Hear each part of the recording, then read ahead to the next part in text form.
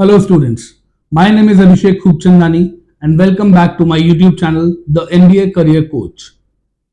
आज की मेरी वीडियो उन स्टूडेंट्स के लिए बहुत ज्यादा इंपॉर्टेंट और यूजफुल होने वाली है जो कि अपना ग्रेजुएशन कॉमर्स स्ट्रीम से कर रहे हैं। तो अगर आप भी एक कॉमर्स स्टूडेंट हैं तो इस वीडियो को एंड तक जरूर देखिएगा।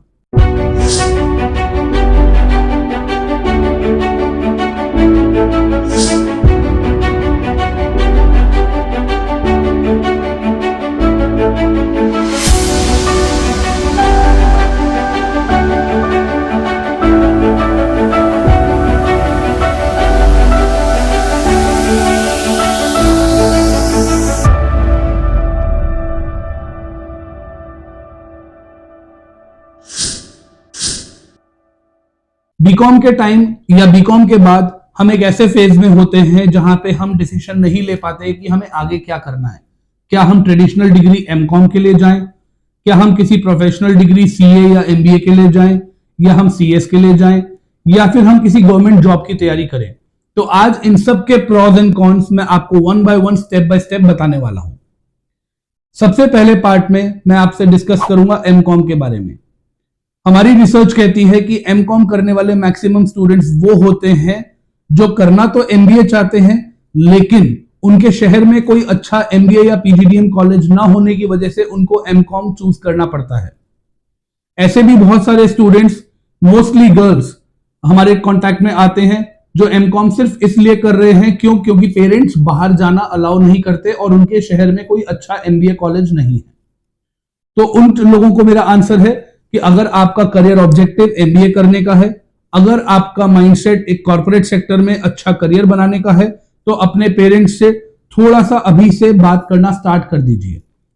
अगर हम एकदम से बोलते हैं कि हमें एमबीए करने के लिए दिल्ली जाना है, मुंबई जाना है, बैंगलोर जाना है, पुणे जाना है, तो शायद आपके पेरेंट्स एक बार सोचें। बट यही अगर आप कंसिस्टेंटली उनसे बात करते रहेंगे तो कहीं ना कहीं आप एक ग्राउंड बना सकते हैं और समय के साथ आप अपने पेरेंट्स को कन्विंस कर सकते हैं। एमकॉम अगर आप करने का प्लान कर रहे हैं तो एमकॉम के लिए आप अपनी लोकल यूनिवर्सिटीज चुनते हैं। मैक्सिमम स्टूडेंट्स एमकॉम करने वाले वही होते हैं जो अपने शहर की local university, may it be a government university, may it be a private university select करते हैं। एमकॉम के बाद जो आपके पास जॉब अपॉर्चुनिटीज होती हैं वो मेजरली क्लरिकल प्रोफाइल्स होती हैं। क्लरिकल प्रोफाइल्स में आपका काम होता है अकाउंटिंग का, financial accounting and management accounting both, cost accounting का, टैक्स कैलकुलेशन। और एमकॉम की पिछले 5 सालों का जो रिकॉर्ड देखा गया है उसमें जो सैलरीज है वो 2 लाख पर एनम से स्टार्ट होके 4 to 5 लाख 6 लाख पर आके एंड हो जा रही है। 10 लाख 15 लाख 20 लाख के पैकेज पे आने को स्टूडेंट को बहुत ज्यादा टाइम लग जा रहा है। एमकॉम के बाद जो सेकंड करियर ऑप्शन हम डिस्कस करने वाले हैं वो है गवर्नमेंट जॉब्स।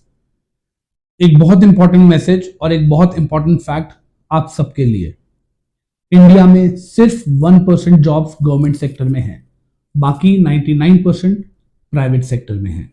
तो अगर आप गवर्नमेंट जॉब की तैयारी कर रहे हैं, कोई बात नहीं, कीजिए। अगर आप बैंकिंग की तैयारी कर रहे हैं, पीओ की तैयारी कर रहे हैं, क्लर्क की तैयारी कर रहे हैं, रेलवे के किसी जॉब की तैयारी कर रहे हैं, एसएससी की किसी जॉब की तैयारी कर रहे हैं, 2nd grade 3rd grade teacher की किसी जॉब की तैयारी कर रहे हैं, आप कीजिए, लेकिन अपना प्लान भी रेडी रखिए। क्यों? क्योंकि अगर आप 1% जॉब्स के पीछे अपना सारा समय लगा देंगे तो जो 99% जॉब्स की अवेलेबिलिटी है वो आपसे छूट जाएगी। हम हर साल ऐसे बहुत सारे स्टूडेंट्स देखते हैं जो 2 साल 3 साल 4 साल 5 साल तक भी गवर्नमेंट जॉब्स की तैयारी किए, लेकिन एट द एंड मिला कुछ नहीं। तो ऐसा ना हो कि हमारे पास में एक समय चला जाए, क्योंकि जो आपकी एज है आफ्टर ग्रेजुएशन, एक एज के बाद पेरेंट्स की एक्सपेक्टेशन रहती है कि हमारा बेटा या हमारी बेटी कहीं ना कहीं अब कुछ अर्निंग स्टार्ट करेगा।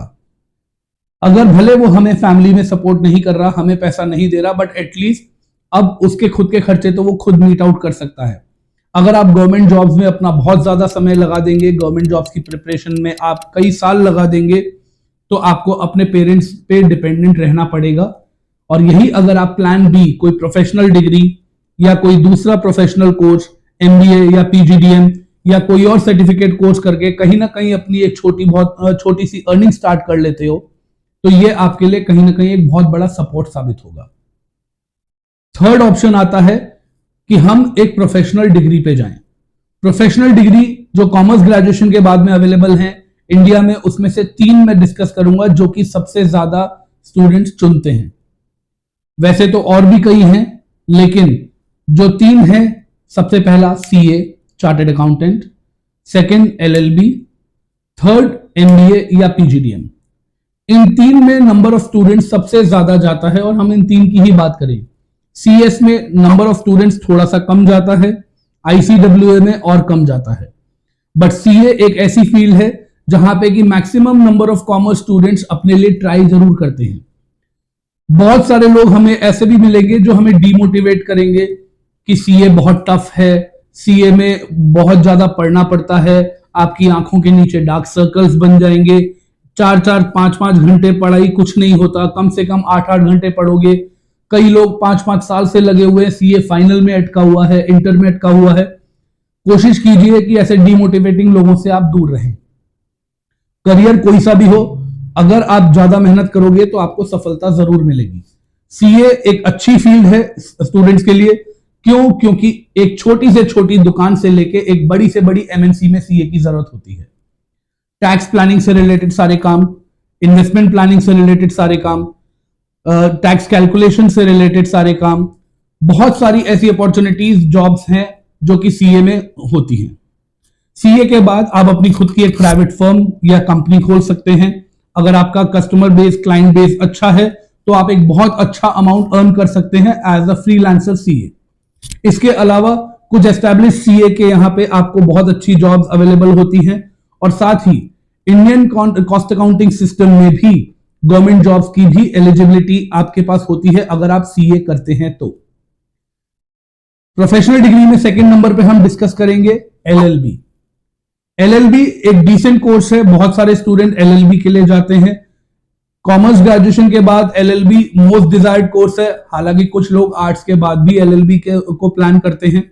एलएलबी में आपको लीगल अफेयर्स के बारे में पढ़ाया जाता है, business laws, criminal laws, civil laws और इन सारे लॉज के बारे में आपको पढ़ाया जाता है। एलएलबी अगर आप करने का प्लान करते हैं तो आपके पास में जॉब्स बहुत डिसेंट है। कॉर्पोरेट सेक्टर में लीगल अफेयर्स, लीगल एडवाइजर्स की जॉब्स आप बहुत आसानी से ले सकते हो और स्कोप बहुत अच्छा है, लेकिन आप कोर्ट में प्रैक्टिस नहीं कर सकते। कई स्टूडेंट्स को ऐसा लगता है कि अगर मैंने एलएलबी कर लिया तो मैं अपने लिए कोर्ट में एडवोकेट बन के प्रैक्टिस कर सकता हूं। नहीं, यही एक फर्क है लॉयर और एडवोकेट में। आप एडवोकेट तब कहलाते हो जब आप बार काउंसिल ऑफ इंडिया के मेंबर बन जाते हो। एलएलबी करने के बाद अगर आप बार काउंसिल ऑफ इंडिया के मेंबर बनते हो तो ही आप कोर्ट प्रोसीडिंग्स में पार्ट ले सकते हो, अपने क्लाइंट्स के केसेस को प्रोटेक्ट या डिफेंड कर सकते हो और या फिर उन्हें प्रेजेंट कर सकते हो। अदरवाइज आप सिर्फ एक लॉयर कहलाओगे। कई लोग यही मानते हैं कि लॉयर और एडवोकेट सेम होता है। अगर आप भी उनमें से एक हैं तो हमें नीचे कमेंट करके बताइए, क्या आप भी ऐसा ही सोचते थे कि लॉयर और advocate is one and the same thing? Third option आता है प्रोफेशनल डिग्री में एमबीए। एमबीए या we can say the more advanced version of MBA is PGDM. बहुत सारे स्टूडेंट्स जो कि अपने लिए प्रोफेशनल कोर्सेज में जाना चाहते हैं वो एमबीए को अपना करियर ऑप्शन चुनते हैं। MBA is masters in business administration. MBA यानी मैनेजमेंट कोर्स। मैनेजमेंट को हिंदी में कहते हैं प्रबंधन।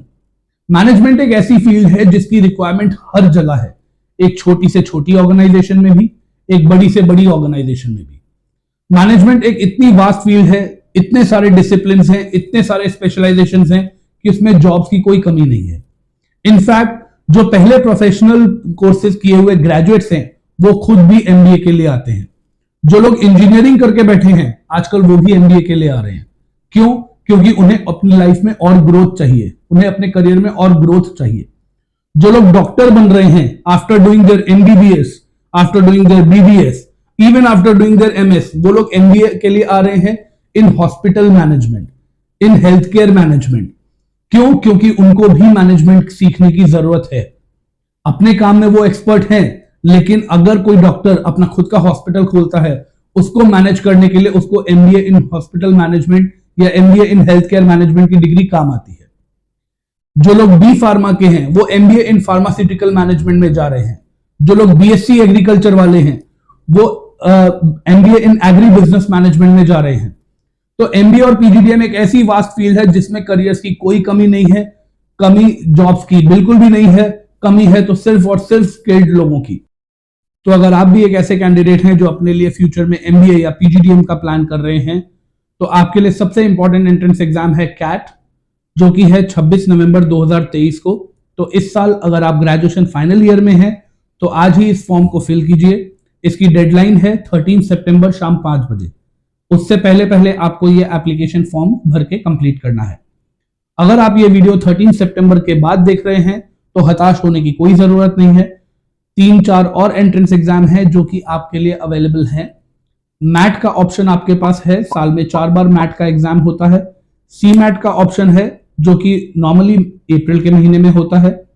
आपके पास जैट का भी ऑप्शन है, एनमैट का भी है और स्नैप का भी है। तो ये सारे एप्लीकेशन फॉर्म्स में से आप कोई भी एक एंट्रेंस एग्जाम देते हैं तो आप एलिजिबल हो जाएंगे अच्छे एमबीए कॉलेजेस में एडमिशन लेने के लिए। एक और बात, कई स्टूडेंट्स एमबीए या पीजीडीएम कोर्स को सिर्फ इसलिए इग्नोर करते हैं क्योंकि वो एक मिडिल क्लास फैमिली से बिलोंग करते हैं।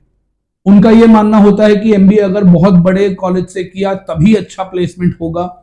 8 लाख, 10 लाख, 12 लाख, 15 लाख, 20 लाख फीस वाले कॉलेजेस से करो तो ही फायदा है, वरना फायदा नहीं है। यह सिर्फ एक मिथ है। 2.5 लाख, 3 लाख, 4 लाख रुपए में भी ऐसे कई एमबीए कॉलेजेस हैं जहां पे आप आराम से 7-8 लाख, 9 लाख रुपए का एवरेज पैकेज निकाल सकते हो। इन कॉलेजेस के भी हाईएस्ट पैकेज 15 लाख, 16 लाख, 18 लाख तक जाते हैं। तो अगर आप एक ऐसे स्टूडेंट हैं जो एमबीए को सिर्फ इसीलिए ड्रॉप करने का प्लान कर रहे थे कि आपको फाइनेंशियल इश्यूज हैं, तो एक बार हमसे कंसल्ट कीजिए। हम आपको गाइड करेंगे कि किस तरीके से आप लो बजट कॉलेजेस जहां पे आपको एक अच्छा रिटर्न ऑन इन्वेस्टमेंट मिल जाए वो आप टारगेट कर सकते हैं। तो नीचे कमेंट करके बताइएगा कि ये वीडियो आपको कैसा लगा, ये आपके लिए इंफॉर्मेटिव साबित हुआ या नहीं हुआ। हमारे इस चैनल को अभी सब्सक्राइब करें और बेल आइकन पे क्लिक करें और वेट कीजिए मेरी अगली वीडियो का, जो कि एक और अच्छी इंफॉर्मेशन के साथ लेके मैं बहुत जल्दी आऊंगा। Thanks for watching.